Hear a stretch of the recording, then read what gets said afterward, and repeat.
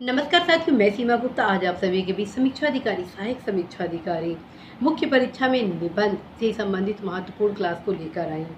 और आज की इस क्लासेज में आप सभी के बीच निबंध के 5वें पार्ट के संबंध में जानकारी देने वाली हूँ। और इस 5वें पार्ट में आप सभी को समाधान कैसे लिखना है, चुनौतियाँ समस्याओं का निदान कैसे करना है, इसके संबंध में जानकारी दी जानी है। साथियों, पहले तो आप जानें, निबंध में अधिकतम अंक आप तभी प्राप्त करेंगे जब आप अवश्य ही सारे पार्ट का समायोजन आप अपने निबंध में करते हैं। और साथियों, ये जो पार्ट होता है अर्थात समाधान पार्ट होता है, ये बहुत मायने रखता है अधिकतम अंक प्राप्त करने के लिए। क्यों? क्योंकि ये जो पार्ट होता है ये आपके व्यक्तित्व परीक्षण का पार्ट होता है। और इसी आधार पर कि आपका विचार कैसे है, इन्हीं सारे कारणों से निबंध पूछा भी जाता है। क्यों?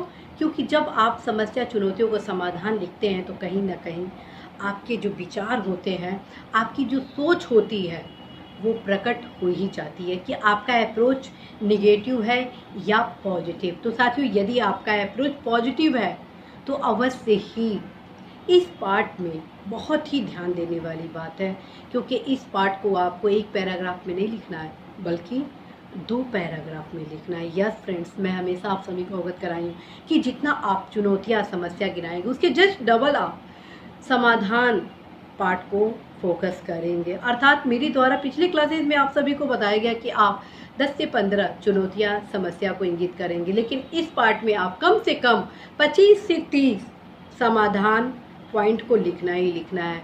और ऑलरेडी मैं बता चुकी हूँ कि जहाँ न पहुँचे रवि वहाँ पहुँचे कभी।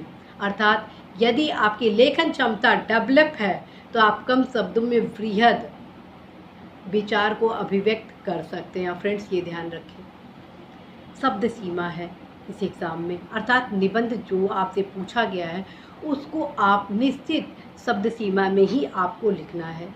तो निश्चित शब्द सीमा में आप यदि वर्ड को क्रॉस बहुत करते हैं तो आपके अंक काट लिए जाते हैं। इस वजह से आप सभी को मेरे द्वारा साइंटिफिक वे भी बताया जाता है। फ्रेंड्स, अधिकतम अंक आप तभी प्राप्त करेंगे जब आप साइंटिफिक तरीका अपनाएंगे।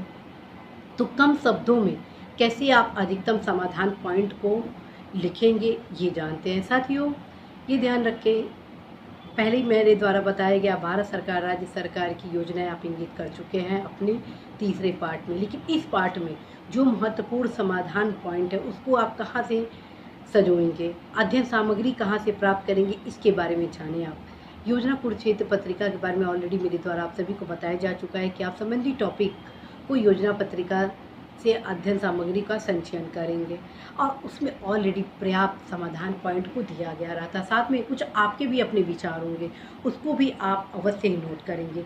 और नोट कैसे बनाएं इसके संबंध में ऑलरेडी मेरे द्वारा पूर्व में क्लासेस लिए जा चुके, बावजूद आगामी कुछ महत्वपूर्ण क्लासेस जो आप सभी के बीच लाए जा रहे हैं उसमें फिर से नोट्स बनाने की महत्वपूर्ण कला को भी बताया जाएगा। तो फ्रेंड्स, ये ध्यान रखें, समाधान पॉइंट को भी आप कॉमा के माध्यम से ही लिखेंगे, लेकिन इसमें थोड़ा सा विश्लेषणात्मक आयाम भी शामिल करेंगे। अर्थात 3 से 4 समाधान करने पॉइंट लिखने के साथ, जो कि कॉमा के माध्यम से लिखना, एक समाधान पॉइंट अवश्य विश्लेषित करेंगे। ठीक है, फिर आप 2 से 3 समाधान पॉइंट को लिखिए कॉमा के माध्यम से, फिर एक समाधान पॉइंट को अवश्य विश्लेषित करें, क्योंकि आपके पास 2 पैराग्राफ है और इस 2 पैराग्राफ में आप बेहतर ढंग से इस पैराग्राफ का समायोजन कर सकते हैं, इस पार्ट का समायोजन कर सकते हैं और अवश्य ही अधिकतम अंक भी आप प्राप्त करेंगे ही करेंगे। तो फ्रेंड्स, अवश्य ही इस रूल एंड रेगुलेशन को इम्प्लीमेंट करेंगे और ये तभी मुमकिन है जब आप हर सप्ताह एक टॉपिक की तैयारी करें। फ्रेंड्स, मैं ये नहीं कह रही हूँ कि आप प्रत्येक दिन निबंध को 1 से 2 घंटा पढ़ें, लेकिन अनिवार्य रूप से कहूँगी कि अधिकतम अंक प्राप्त करना है तो सप्ताह में 2 घंटा निबंध की तैयारी करनी होगी। ठीक है, अनिवार्य रूप से सप्ताह में 2 घंटा आपको निबंध की तैयारी करनी ही होगी। निश्चित रूप से टॉपिक कम है, बावजूद ये आपके स्किल को डेवलप करता है, आपके सोच को डेवलप करता है, अधिकतम अंक प्राप्त करने का मार्ग प्रशस्त करता है। तत्क्रम में फ्रेंड्स, आप हर वीकेंड पर अवश्य एक टॉपिक की तैयारी करेंगे ही करेंगे। सबसे पहले आपकी रणनीति होनी चाहिए अध्ययन सामग्री को अपने नोट्स बुक में कंप्लीट करना। ठीक, योजना संबंधित टॉपिक की योजना को एक बार जरूर पढ़ लीजिए, बल्कि मैं तो कहूँगी 2 बार रिवीजन कर लीजिए, ताकि जो आपका कॉन्सेप्ट हो संबंधित टॉपिक का वो टोटल खुल जाए। ठीक है। साथ ही साथ जितने प्रीवियस ईयर के संबंधित टॉपिक के क्वेश्चन आए होंगे अर्थात ऐसे आए होंगे, उसको एक बार ज़रूर देखिए और हर 2 से 3 मिनट में ये सोचिए कि संबंधित टॉपिक को कैसे लिखा जा सकता है। इस प्रकार से आपका जो थिंक टैंक है वो और स्ट्रांग होगा। आपका ब्रॉड कॉन्सेप्ट की वजह से आप बेहतर ऐसी राइटिंग कर सकते हैं। तो फ्रेंड्स, इस क्रिया को ज़रूर अपनाइएगा। जब इन सारी क्रिया को अपनाइएगा तो अवश्य ही लास्ट में एक ऐसे को ज़रूर लिखने का प्रयास करिएगा।